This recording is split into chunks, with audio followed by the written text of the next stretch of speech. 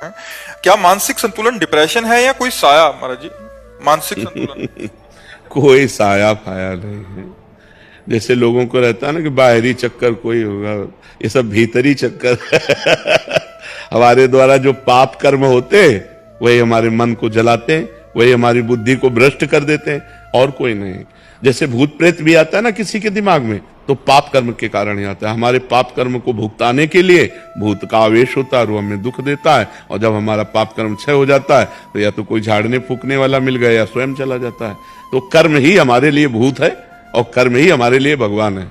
अगर हमारे कर्म बिगड़ गए तो वही भूत की तरह हमें सताता है, और कर्म हमारे बन गए तो वही भगवान की तरह हम पर कृपा करता है। इसलिए कर्मों का सुधार करो, हमारे कर्म ठीक होने।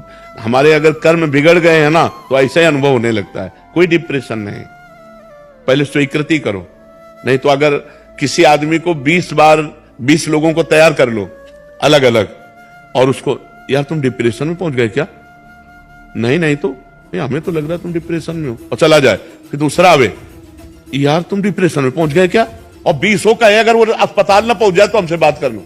वो अस्पताल जाएगा और चेक करवाएगा कि मैं डिप्रेशन में हूं क्या, क्योंकि 20 लोगों ने कहा है। तो हम पहले कह रहे कि ये स्वीकृति करो कि मैं डिप्रेशन में नहीं हूं, ये स्वीकृति करो कि मेरे ऊपर भूत प्रेत का कोई साया नहीं, स्वीकृति से ही फंस गए हो, मेरे ऊपर भगवान की बड़ी कृपा है। और नाम जप करो, गंदे आचरण मत करो।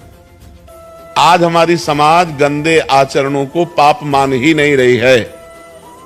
बहुत जोर से ये व्यभिचार फैल रहा है। ये जो व्यभिचार दोष है बहुत जोर से फैल रहा है, चाहे स्त्री हो चाहे पुरुष हो, सबके दिमाग में एक ही बात नाच रही है, बस भोग भोग भोग संसार। ये पाप महापाप है। पर स्त्री गमन, पर पुरुष गमन, ये महापाप है, और कोई इस पर ध्यान नहीं दे रहा। और फिर कहते हैं डिप्रेशन में जा रहे हैं, परेशान हो रहे हैं। परेशान नहीं होगे तो और क्या होगी। हम खुली बात कह रहे हैं, अपने चरित्र को सुधारो, अपने आचरणों को सुधारो, अपने कर्म को ठीक करो, नाम जप करो। किसी से आशीर्वाद मांगने की जरूरत नहीं। और कोई आशीर्वाद ऐसे फल फूल वाला भले दे दे, ऐसा आशीर्वाद बिना अधिकार के नहीं मिल जाता। तुम्हें भजन करना पड़ेगा, तुम्हें अपने आचरण ठीक करने पड़ेंगे, तुम्हें तप करना पड़ेगा, तुम्हें पाप नष्ट करने पड़ेंगे। उपाय हम बता देते हैं।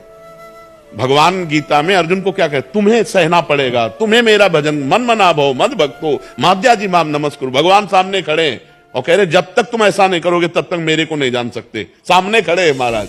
अनन्य चेता सत्यम, मेरा सतत चिंतन करो। अनन्य चिंतयन्तो माम, मेरा अनन्य चिंतन करो। भगवान बार बार कह रहे। तो हम जब भगवान कह रहे हैं तो हम लोग तो भगवान के दास हैं। सदगुरुदेव भगवान बड़ी जोरदार है विपक्ष, बहुत जोरदार। हाँ, विपक्ष तो जोरदार क्योंकि हमारे स्वामी का ही है, किसी और का है क्या? हमारे स्वामी। तो सोचो, जिसकी एक माया शक्ति इतनी जोर की है, उसकी कृपा शक्ति कितनी जोर की होगी।